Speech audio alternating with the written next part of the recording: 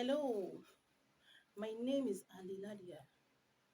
The only remedy for fornication and adultery is for you to run away from it.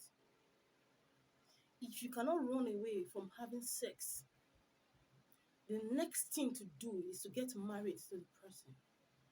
According to the book of First Corinthians chapter 6, verse 18, it says you should flee from sexual sin. It didn't tell you to pray or to bind it. If you cannot run, if you cannot delete her number, you cannot delete his number, you cannot stop seeing him or her, or else you have sex with him or her. If you cannot do that, the next thing is for you to do this.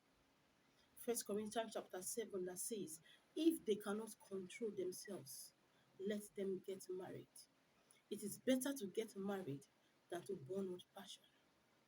And you that is married, if you know your partner is cheating on you, is committing adultery, the Bible said you are licensed to divorce him or her. According to Matthew chapter 19, 8 to 9, it said divorce is allowed when there's sexual immorality.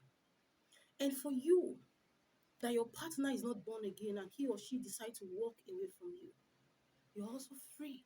Because according to First Corinthians chapter 7, verse 15, it says, but if the unbelieving partner leaves, let it be so. See, we are killing ourselves over fornication and adultery because we are not looking into scriptures. The Bible cannot be rewritten. It can only be reread by us. Listen, don't let anybody bobo you. If the person you want to get married to, you don't have chemistry for the person, you don't have this feeling, you don't see the moon and the sun in his eyes or in her eyes. Only what you feel for the person is further maths and calculation. You guys can calculate business deals, you can calculate stuff.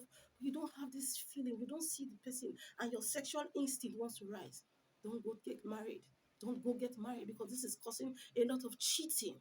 Scriptures have already said it. If you have any passion for sex, and you know you are not ready, run. There is no remedy than to run. If you cannot run, go and get married. And you that is married and you know your partner is cheating on you, maybe because the partner does not love you, the partner does not feel anything for you. The Bible said divorce him or her. Let us use our head. God gave us brain so that he can think. Listen, life is simple and life is easy. Humans just make this life so complicated. Why are you going into that marriage when you know there is trouble already waiting for you? You just want to hold a bouquet and put on a white wedding gown? You just want to belong because you're guys. You're already married. And you want to get married because of status.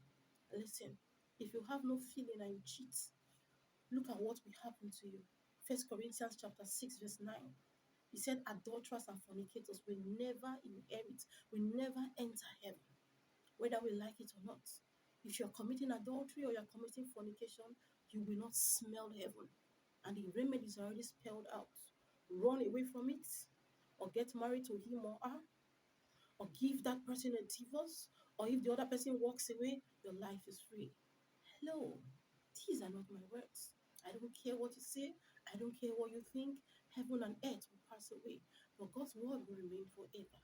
When it remains, Adeladia, once as the Lord spoken, so as you and I should know that God is love and he believes in love. So you do love to live long as sealed. Shalom.